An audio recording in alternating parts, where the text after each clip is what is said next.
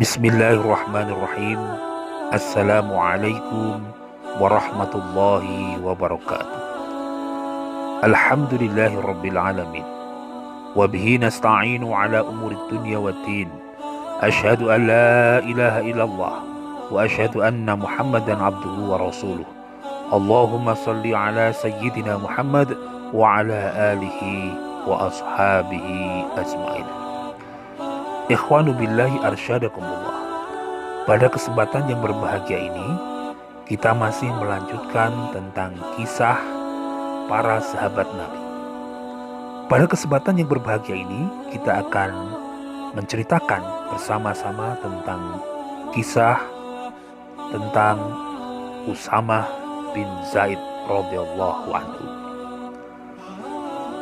Ikhwanu billah, Usamah bin Zaid radhiyallahu anhu adalah anak dari seorang sahabat dan merupakan anak angkat Rasulullah Shallallahu Alaihi Wasallam sebelum Islam masuk dan menghapus hukum anak angkat, yaitu Zaid bin Harisah dan Ummu Aiman, pengasuh Rasulullah Shallallahu Alaihi Wasallam ketika kecil.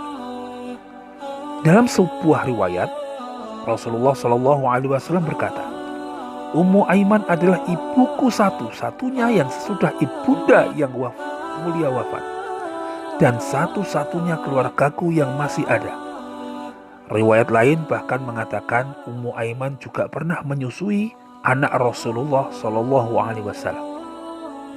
Ikhwan billah, adapun Zaid bin Harisah adalah sahabat kesayangan Rasulullah Shallallahu Alaihi Wasallam dan anak angkatnya, yang menyebabkan Zaid sempat dipanggil dengan nama Zaid bin Muhammad, tetapi kemudian dihapus oleh hukum Islam, di mana nama anak harus dinasabkan kepada orang tua kandungnya. Demikian sayangnya Rasulullah Shallallahu Alaihi Wasallam kepadanya, sehingga Usamah diberi gelar Al-Hib wa Ibnil Hib, kesayangan dari anak kesayangan, dan Hib Rasulullah, jantung hati Rasulullah Shallallahu Alaihi Wasallam, karena beliau mencintai sebagaimana mencintai cucunya Hasan bin Ali bin Abi Thalib radhiyallahu anhuma. Ikhwan billah, Usamah lahir tahun ke-7 sebelum Hijriah ke Madinah.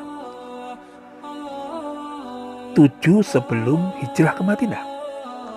Kondisi dakwah yang begitu sulit saat itu membuat Rasulullah Shallallahu Alaihi Wasallam senantiasa bersabar. Ketika berita kelahiran Usamah sampai ke Rasulullah Shallallahu Alaihi Wasallam, maka wajah beliau langsung berseri-seri. Usamah tumbuh sebagai pribadi yang besar, cerdik, dan pintar, berani luar biasa, bijaksana, pandai meletakkan sesuatu pada tempatnya, tahu menjaga kehormatannya, senantiasa menjauhkan diri dari perbuatan tercela, pengasih, dan sebaliknya dikasihi banyak orang.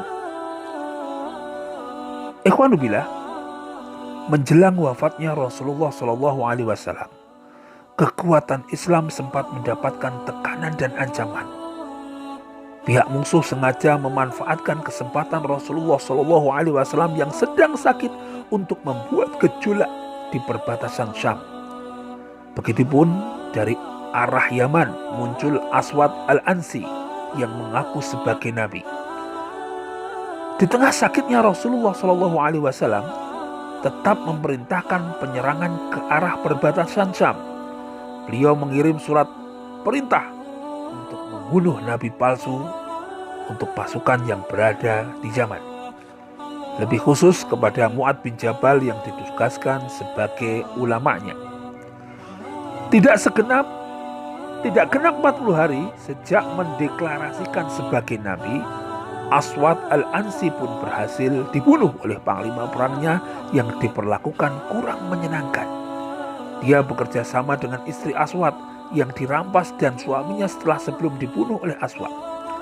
Sementara untuk perbatasan Syam, Rasulullah Shallallahu Alaihi Wasallam memerintahkan Usamah bin Zaid sebagai panglima perang, membawai para sahabat lainnya, termasuk Umar bin Khattab radhiyallahu anhu.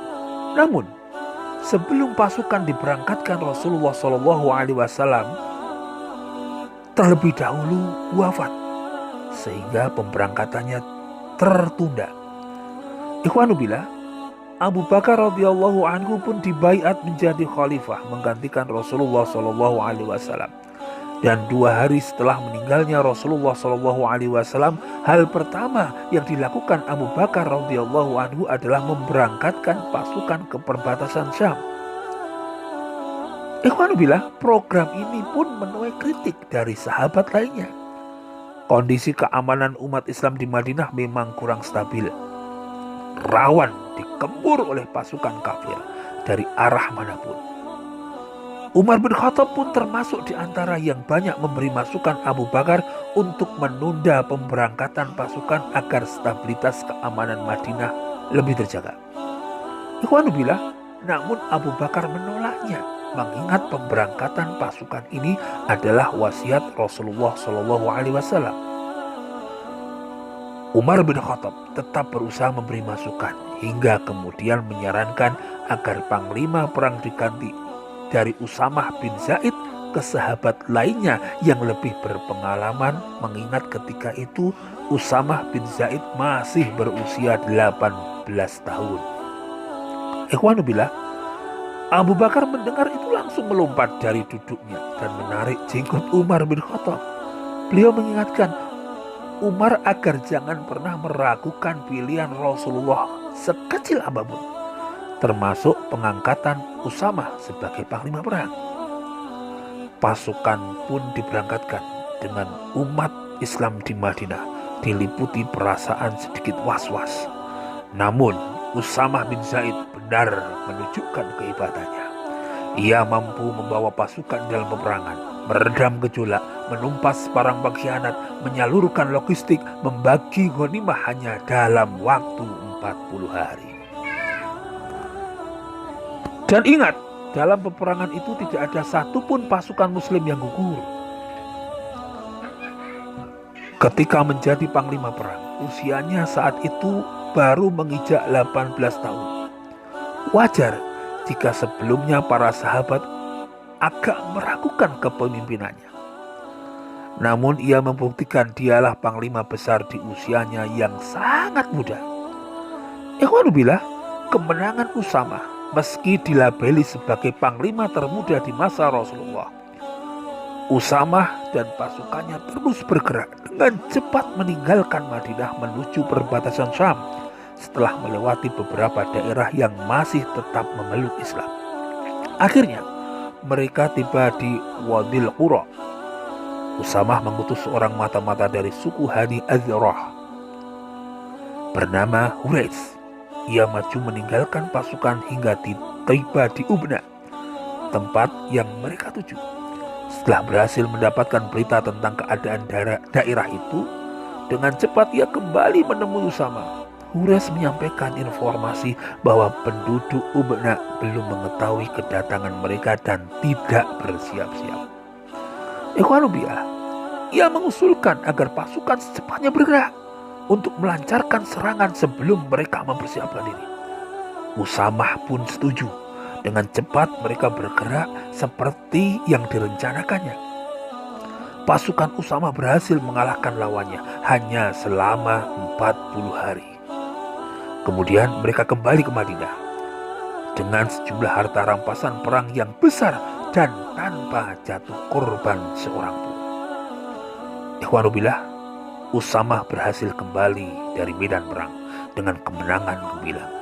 Mereka membawa harta rampasan yang banyak melebihi perkiraan yang diduga orang, sehingga orang mengatakan belum pernah terjadi suatu pasukan bertempur kembali dari medan tempur dengan selamat dan utuh dan berhasil membawa harta rampasan sebanyak yang dibawa pasukan Usamah bin Zaid.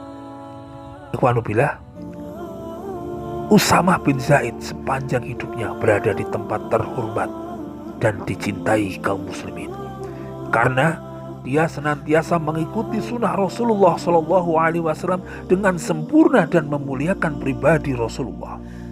Khalifah Umar bin Khattab pernah diprotes oleh putranya Abdullah bin Umar karena melebihkan jatah Usamah dari jatah Abdullah sebagai putra khalifah. Kata Abdullah bin Umar, "Wahai bapak, bapak menjatahkan untuk Usamah 4.000 dinar, sedangkan kepada saya hanya 3.000 dinar. Padahal jasa bapaknya agaknya tidak akan lebih banyak daripada jasa bapak sendiri. Begitu pula pribadi Usamah, agaknya tidak ada keistimewaannya daripada saya." Jawab Khalifah Umar mengatakan, "Bapaknya lebih disayangi Rasulullah daripada bapakmu, dan pribadi Usamah lebih disayangi Rasulullah daripada dirimu." Mendengar keterangan ayahnya, Abdullah bin Umar rela jatah Usamah lebih banyak daripada jatah yang ia terima. Ikhwanubillah, apabila bertemu dengan Usamah, Umar menyapa dengan ucapan marhaban bi amiri, selamat wahai komandanku. Jika ada orang yang heran dengan sapaan tersebut, Umar menjelaskan, Rasulullah pernah mengangkat Usamah menjadi komandan saya. Ikhwanubillah, setelah menjalani hidupnya bersama para sahabat, Usamah bin Zaid wafat tahun 53 Hijriah, atau tepatnya 673 Masehi, pada masa pemerintahan Khalifah Muawiyah bin Abi Sufyan radhiyallahu anhu. Itulah cuplikan dari kisah seorang pemuda yang berani dalam membela agama Allah tanpa mempedulikan sesuatu yang mengancam jiwanya. Dari sini kita sebagai pemuda, penerus bangsa dan agama, alangkah patutlah meniru sosok seorang sahabat yang pemberani seperti Usamah bin Zaid. Seperti inilah sejarahnya. Peradaban Islam dibangun, disebarkan dengan menjadikan derap kaki pemuda sebagai penumpangnya. Namun sayangnya, kini generasi muda Islam berhasil dirusak. Mari kita melihat apa yang mampu kita perbuat di usia 18 tahun seperti Usamah bin Zaid. Apa yang mampu diperbuat pemuda saat ini di usia ke-18 tahun. Marilah muhasabah dan terus muhasabah. Semoga Allah senantiasa melimpahkan rahmatnya kepada para sahabat yang memiliki jiwa dan kepribadian agung seperti mereka ini. Allah muwafiq ila aqwamit thoriq. Wassalamualaikum warahmatullahi wabarakatuh. فاسكب ضياءك إني ظمآن ضل صدايا لم أدر من أين بعد أسقي جنين الركايا والشط لا